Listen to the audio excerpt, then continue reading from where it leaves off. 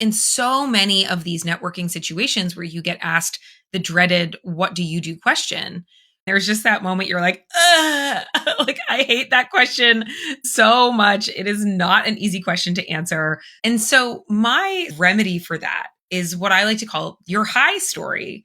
Get it? It's like your high story, like it's the story you tell when you're introducing, but it's also your history. Your high story contains three elements. I am. So who are you? Your background, your credibility. I do. What kind of work do you do and who do you serve? To achieve the impacts you create, big and small. When I work with my clients on their high story, like I do in a lot of storytelling, we work backwards. People don't really care about the nitty gritty, about like every job you've ever had on your resume. They care about who you serve and is it them and how do you help them? Like, what is the bigger impact that you really want to create in this world and why? And then lastly, okay, what is the credibility that I have in my past that backs this up?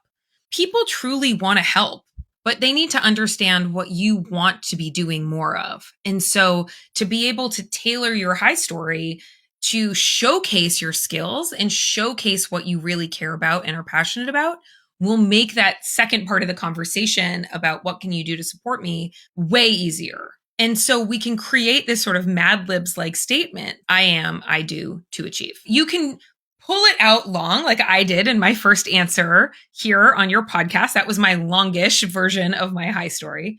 Or you can make it really short depending on the situation. So for example, if I was going to give you my short high story, like we're like, oh, hi, Liz, like meeting you at a coffee shop. You're like, oh, Liz, what do you do?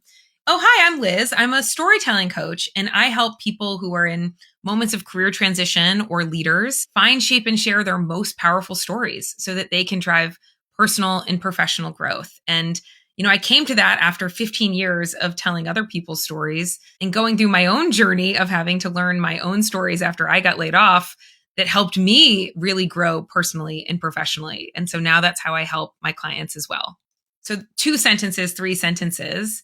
And the other goal with a high story is that you're supposed to give just enough information that you get people curious. Like even in that little 2-sentence thing, if I was meeting you at a networking event, what might be your response to that?